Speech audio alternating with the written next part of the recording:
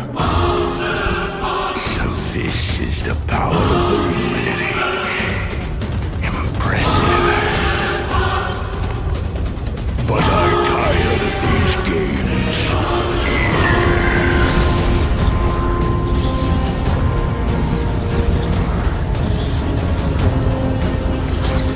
I am Mordigan, master of all things.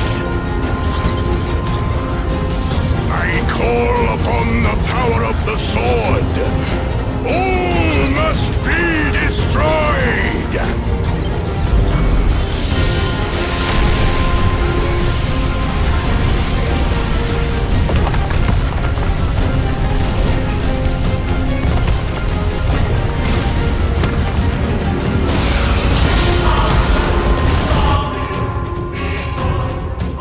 Hey guys, welcome back to Final Fantasy Brave Exvius. Today will be a review for the Lord of Shadow. Is it good or bad? Because I love Dragon Quest very much. So I'm gonna review every character for each video. So today will be the Lord of Shadow. Is he good or bad? Let's have a look at the step up first, guys. So in the step up, it's only cost 15k to get one of them, okay? And this step up is unlimited. Normally, we need to pay 25,000 to get one of them. And from the look of it, in Japan, they will give you one for free, but I don't think it's this banner. It's this one of the random hero, the hero side of the story. You can get one of them for free, but there's a chance that you might get Mugo, TMR Mugo for like 10% or 50%. So it's quite risky. And I do not know in global how many keys do we need. We need to see it after the update. Because the update haven't come out yet. I just left work early because I saw Wiki update the status for, every character in Dragon Quest. We don't have the picture yet. So, but anyway, let's start with Lord of Shadow, guys. Is he worth it? I have to say, guys, he get big nerf from Japan. And one thing that Gumi didn't mention, will they upgrade them in next year? Is it good enough until next year?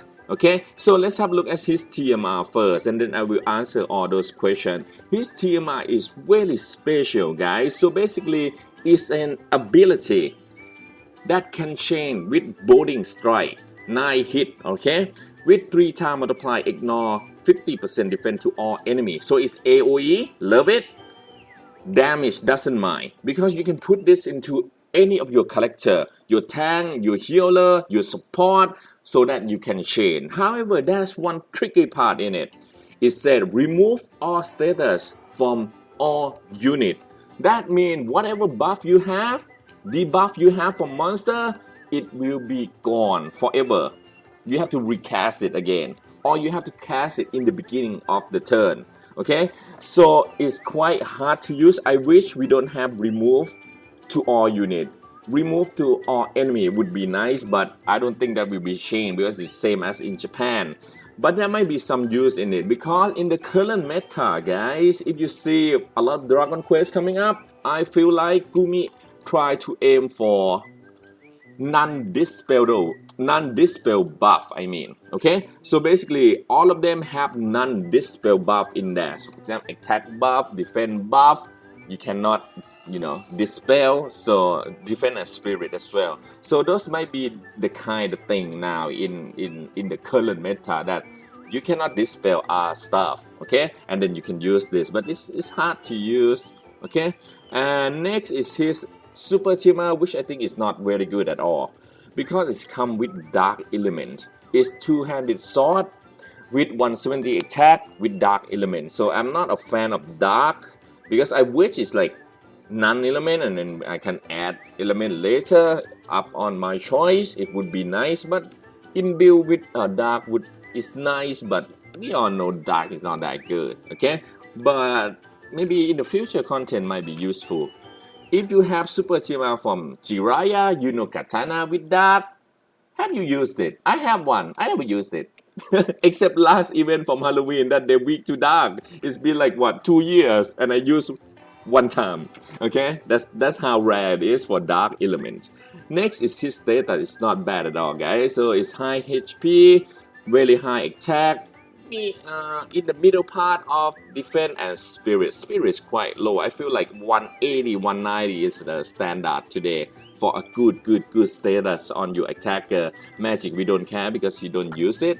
Alright, next is his equipment. I love his equipment. However, you probably go for his sword or something because he do massive damage, guys. In Japan, he do a massive damage. If we get buff, same as in Japan, oh man, this guy like hit like a trucks. Okay, so anyway, guys, let's have a look at his core ability. So basically, he have two of the element that he can do. All right, one is ice, one is dark. You can add only dark element to your weapon. Okay, but with ice you cannot. However, it's come with one ability that imbue with ice. So you don't have to imbue your weapon. You can, go in and whack the monster with ice element or dark element right here. Okay. And he have one of the core ability that I read everything and it said Blade of Ultima Power. So it's deal physical damage 10 times to one enemy. However, in Japan, guys, it do almost like 20 something time multiply. But in global, it do 10 here and it do 6 here and it add up with 2. So that's 6, 7, 8, 18 and yeah, around 18 time multiply. If you time 3, so that's I'm bad with math, guys. So 3 times 18, that is 54 times multiply. It's like carton, but it's chainable. Carton can do 50 and it needs to use limit bird, but this guy, no, he can just go in 54 times multiply, which is excellent. However, there's one flaw. Okay, he can only do Stardust Lay family. Okay, let's have a look at his chaining partner. Because I do this one by one, so I'm gonna take time. Slowly. Normally I do it too fast and I feel like I need to do it slower. If you have Lock, it's good partner. King Rain, very good partner. Heal, nah, not that much. Shadow, Warrior of Light, Kalen, Warrior of Rose, Wild Rose, Foreign, and I think AI Katy Perry. And oh boy, you can chain with Arkstar. Oh no, Seed Heart.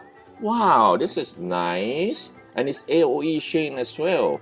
So if you look at the partner, it's become really useful because most of us usually, you guys probably have Seed Heart. I don't have one. I only have one Seed Heart and then I miss one more. Alright, so Seed Heart might be a very good partner. Okay, usually you guys probably invest a lot in Seed Heart and you only imagine this, guys. You only need one damage dealer. You chain with Seed Heart and you're done. Alright, it's not bad for Stardust Ray actually. Okay, what else? And his okay, what did I talk? I talk about disability.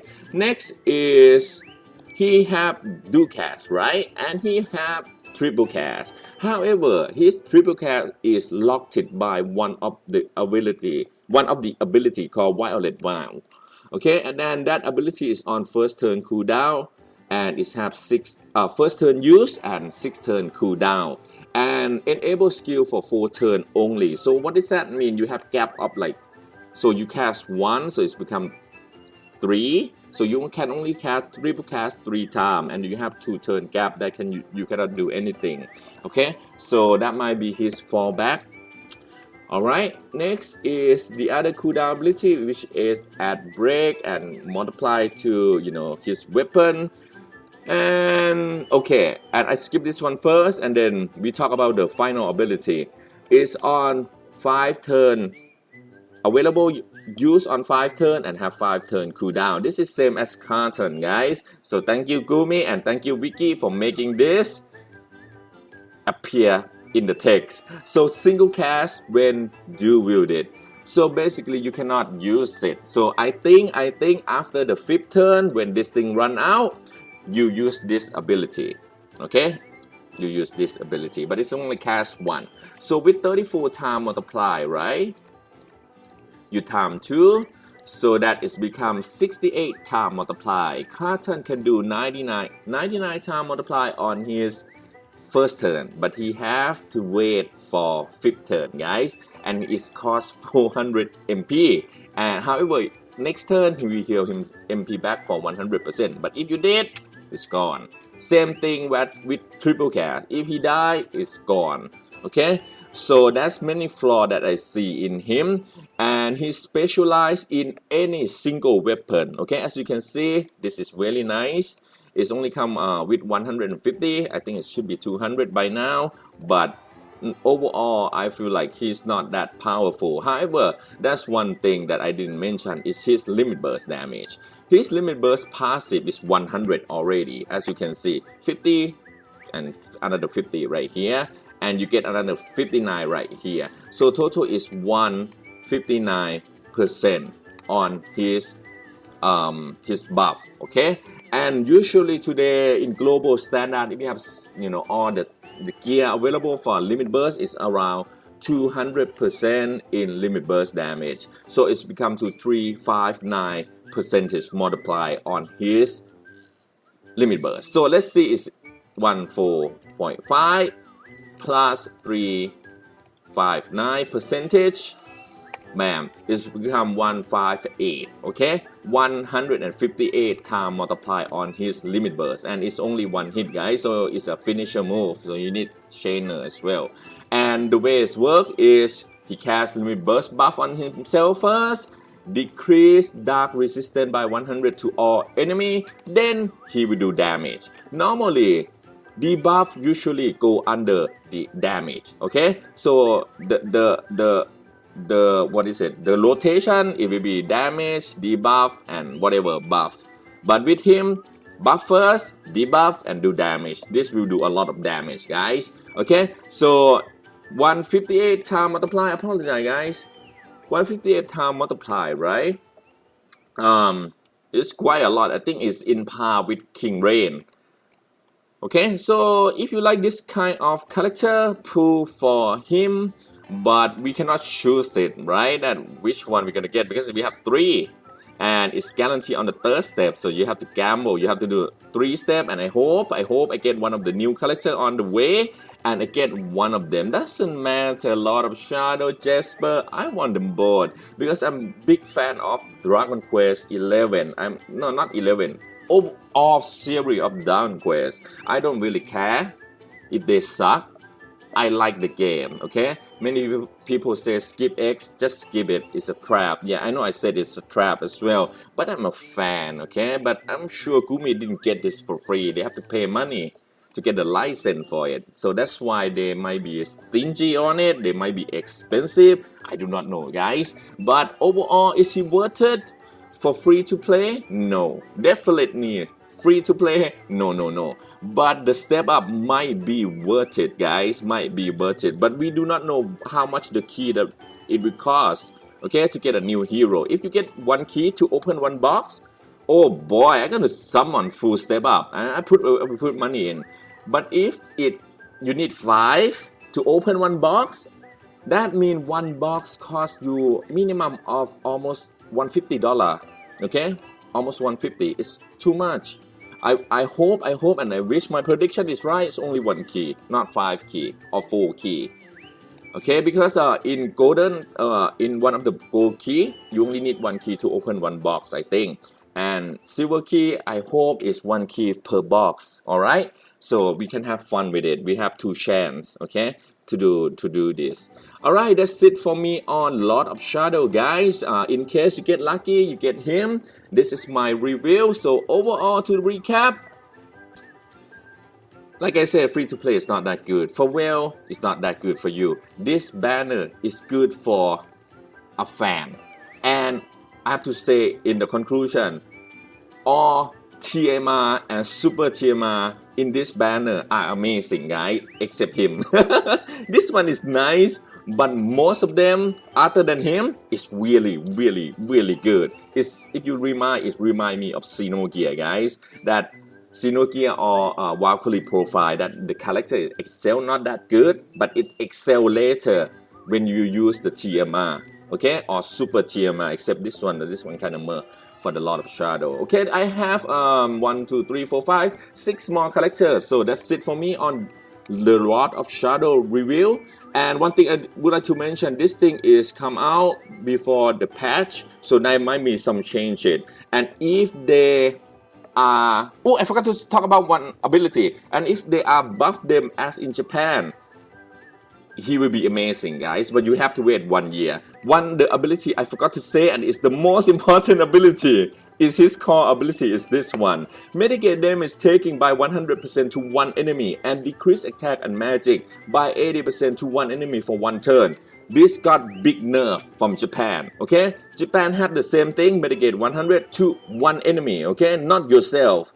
So that means when you hit the boss, you do 0 damage. That's one guy said to me, X, simple solution.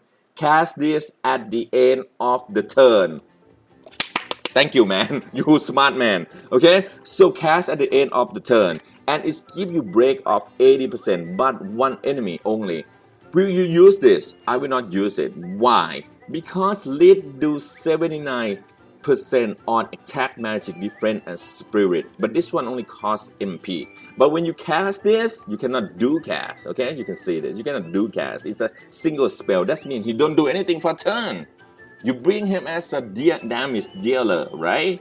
But you cannot use damage. So what's the point? Except emergency break. When your breaker die and you cast this on the boss and your team will become survival, which happened to me many times, guys. My lead die and my break is down, or my limit burst is down, and everyone just have a loop of death. Loop of auto revive where you die, you get up, you die again, you get up, you die again forever. But if you have this, it will stop the loop of death, in my opinion. Alright, so this core ability might be good, but in Japan it's have 84% for 2 turns. In global, only 1 turn. So I'm kind of disappointed, and because I'm looking for this ability alone, only on him. That's why I want him and his sprite, of course. Alright guys, that's it for me on Lord of Shadow. And I will see you guys next time. Bye bye guys for Jesper Unborn.